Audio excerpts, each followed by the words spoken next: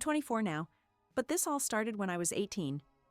My dad passed away suddenly from a heart attack just 2 weeks after my high school graduation. It was one of those out-of-nowhere tragedies. One minute he was planning our family road trip, the next I was helping pick out the urn. After the funeral, things moved fast.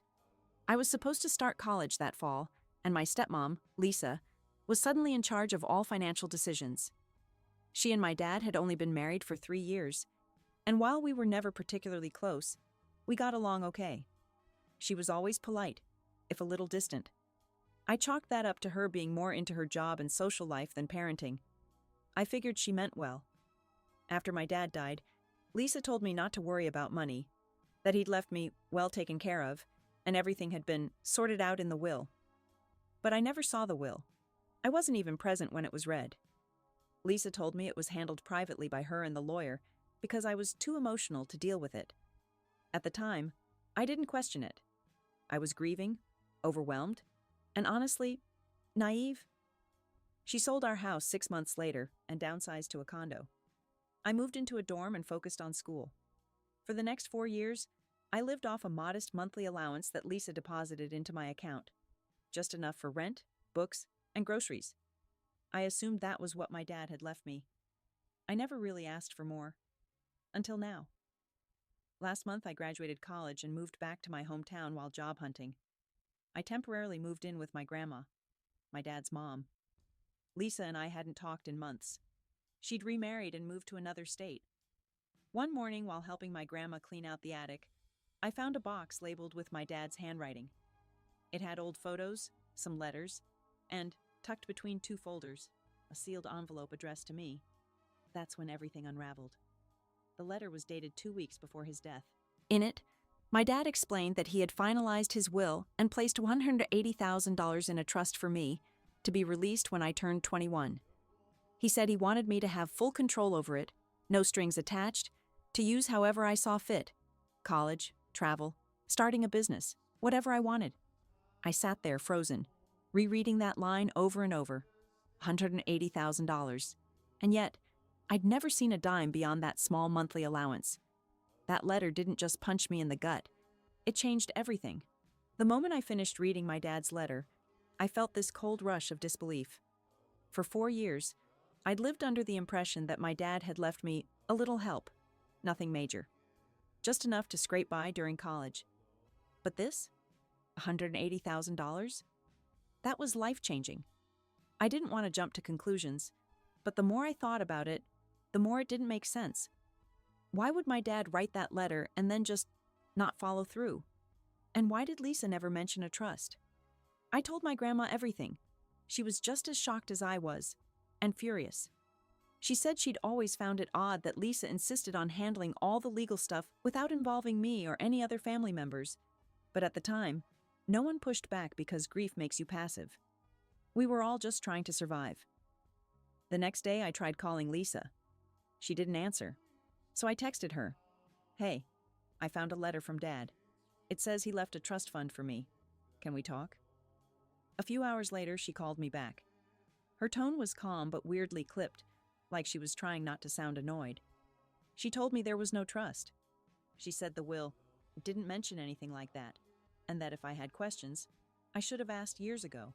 When I pushed, she said I was digging into things that didn't concern me anymore, and that I needed to let go and be grateful for what she gave me. Grateful. That word stuck in my throat like a bone. I reminded her that my dad had literally said, in his own handwriting, that a trust was set up in my name. She immediately shifted tone, said maybe he wanted to do that but never got around to making it legal, claimed I was misreading the letter, said I was letting my emotions cloud my memory. That's when something clicked. She wasn't just brushing me off. She was hiding something. I asked her who handled the will. She told me it was some lawyer she didn't remember the name of, and that all the records were probably gone by now anyway since it had been years. I hung up shaking. She was lying, and I was done playing polite. I called my grandma's lawyer that afternoon. He agreed to take a look, told me if there really was a trust, there'd be a paper trail somewhere. And that's when I made a promise to myself. I was going to find out exactly what happened to my dad's money, even if it tore everything apart. It didn't take long for the lawyer my grandma recommended to find something strange. Just 3 days after I gave him my dad's full name and the rough date of death, he called me back sounding cautious. Not surprised, not excited, just quiet. He said, "There was a trust. Your father did set one up, in your name. It was legally recorded and processed through probate court 6 weeks after his passing." I remember standing in my grandma's kitchen, staring at the wall like I was watching it melt. He confirmed the amount, $180,000, exactly what the letter said. He also told me that per the original terms, I was supposed to receive full access on my 21st birthday.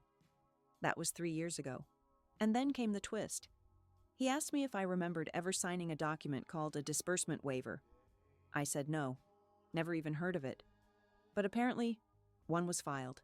According to the records, I had voluntarily waived my rights to the trust and agreed to let Lisa, my stepmother, manage the funds for my benefit. The lawyer read the clause aloud. Beneficiary consents to the trustee's full discretion over usage of funds for the beneficiary's education, housing, and general welfare. My jaw dropped. Because I never signed that. Not once. Not ever. And that's when something even stranger happened. The lawyer asked if he could send over the original document. He did. I opened the scan, and my heart stopped. There, at the bottom of the form, was my signature. Except, it wasn't. It looked like my signature. Close enough that someone unfamiliar might think it was mine. But it was off. The letters didn't connect the way I write them. The date next to the signature was also suspicious. It was barely 2 weeks after the funeral. I was out of state at the time, staying with my aunt. There's no way I signed anything that day. I was literally in another city. So now I wasn't just dealing with a lie. I was staring at what looked a whole lot like forgery. And Lisa? She'd been dipping into that money for years, under the guise of managing it for me. That would explain why she gave me that tiny allowance and why she sold our house so quickly.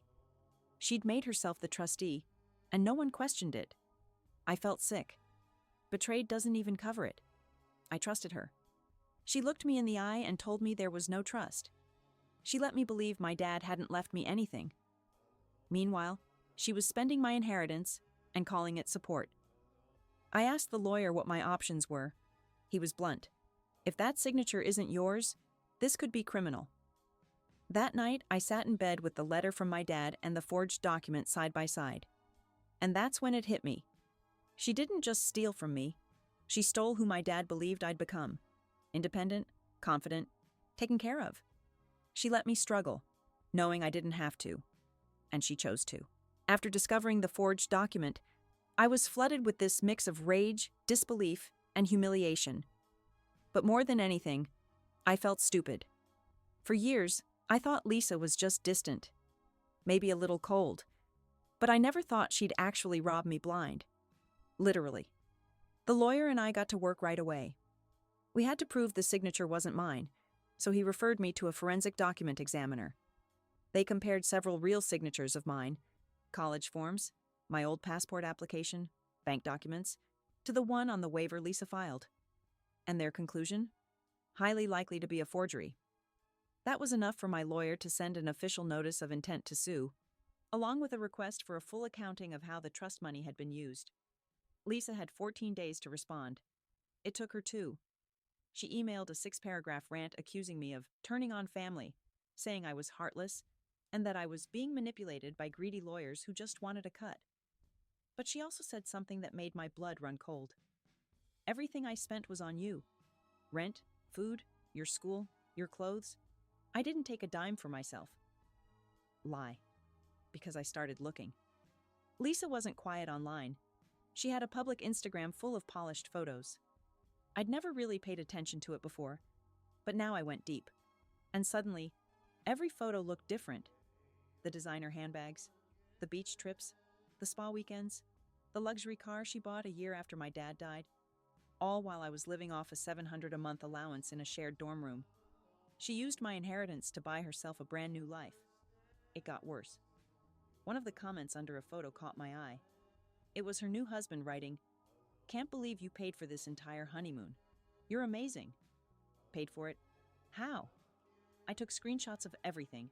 When my lawyer saw them, his tone changed. He said this might not just be a civil case anymore. If we could prove that she forged my signature and used the trust for personal expenses, we were looking at potential criminal charges. And the wildest part? Lisa didn't back down.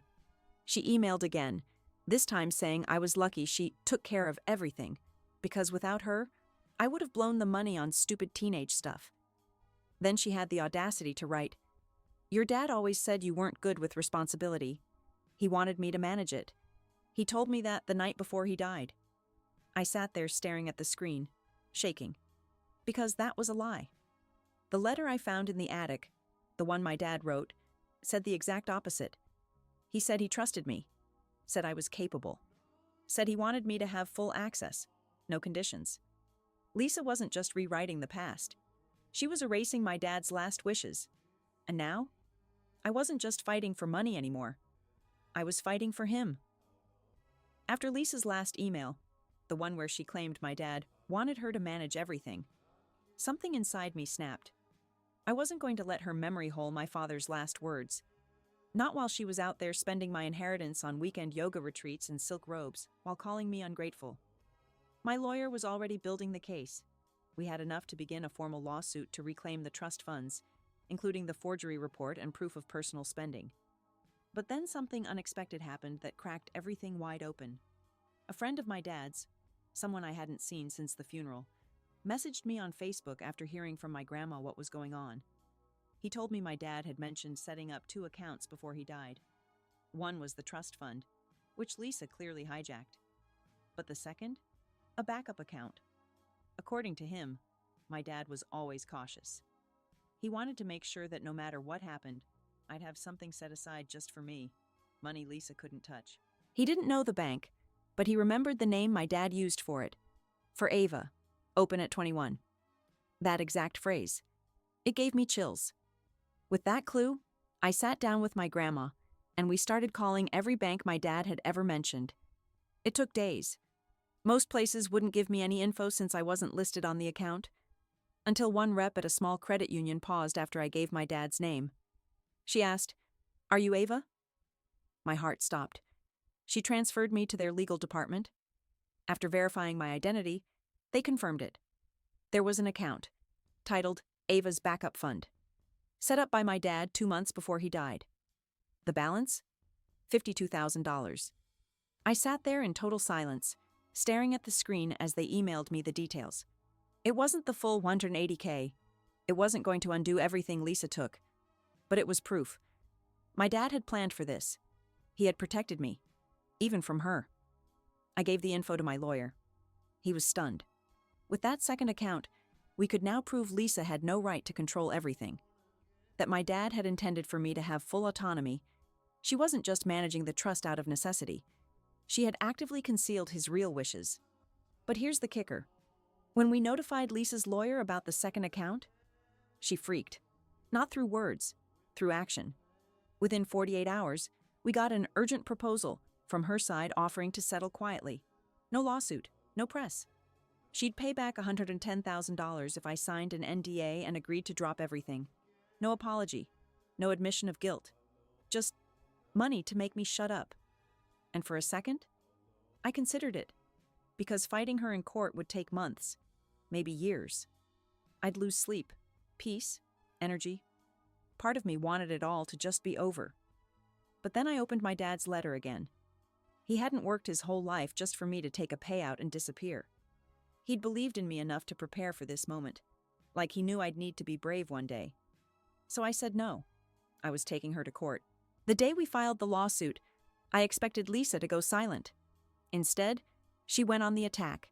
She started calling relatives, crying, telling them I'd turned into a money-obsessed brat who was ruining her life over nothing. She said I was twisting the truth and trying to steal back what she had sacrificed years to protect. Some of them believed her. A cousin I hadn't talked to in years sent me a message that just said, "Wow, your dad would be ashamed." I didn't even respond. But the worst was when Lisa filed her official response to the lawsuit.